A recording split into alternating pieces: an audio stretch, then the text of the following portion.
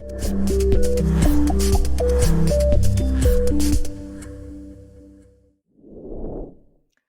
welcome to mediatorpodcast.com, a podcast and video series about mediation, negotiation, and collaboration.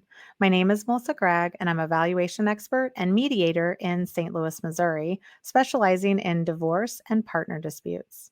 Today, we will discuss issues around mediation and settlement negotiations, including dealing with emotional stress, with another mediator and negotiation coach, Alice Shikina. She's based in California and has a very unique background with over 20 years of theater experience that she brings to her mediation practice. She's an improviser and excellent people reader. Welcome, Alice. How are you? Good. Thanks for having me, Melissa. I'm really excited to be here. So, the most important thing in getting to a settlement is your mindset. Okay, I want to say that again. Your mindset is the most important thing to get to a settlement.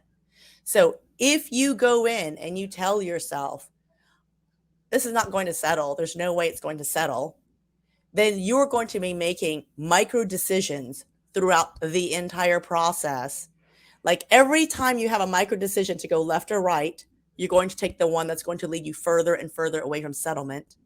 But if you tell yourself, even if you don't believe it, say it out loud. I'm going to get to settlement. We're going to get to a settlement. We're going to get to a settlement. Tell yourself all the whole day before, leading up to it, right?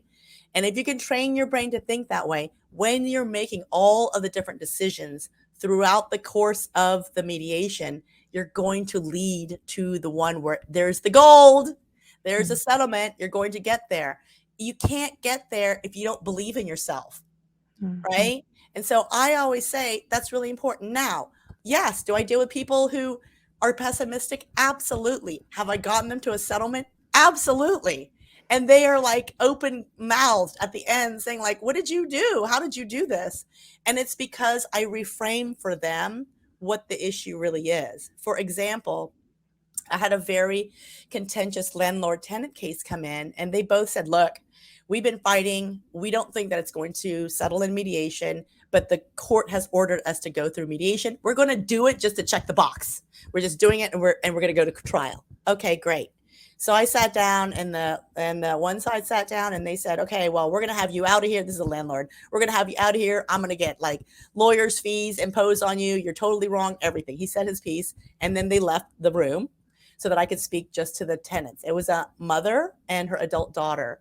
And one of the first things I asked them, well, they were like, oh, he's such a bully. He's been doing this for the past few months, whatnot.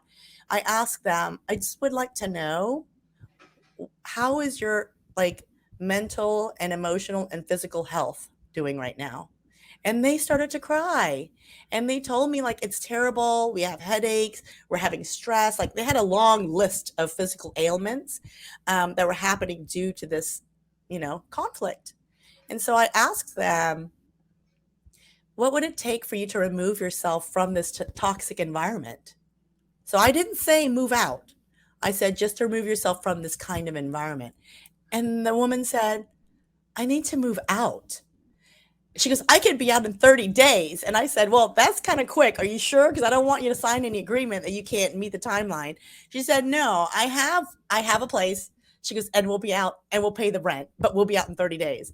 And this happened in like a 45-minute like mediation. I went outside to the lawyer and the landlord. And I said, by the way, your tenant will be out in 30 days and she's going to pay the rent. And they said, what did you tell them? Like, what happened? And I said, I worked my magic. But the magic that I worked is I reframed what is important.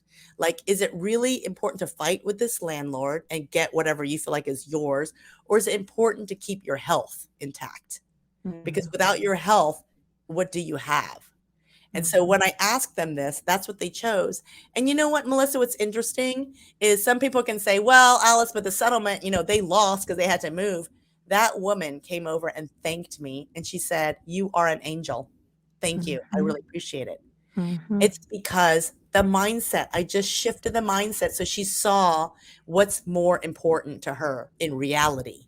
And the Mhm. reality was her health, and she had the ability to move somewhere else, and she chose it. I didn't say you need to move out. I just asked her, what do you need to do to gain your health back? And she made the decision to move, and she made the decision to move in 30 days. Right. Well, and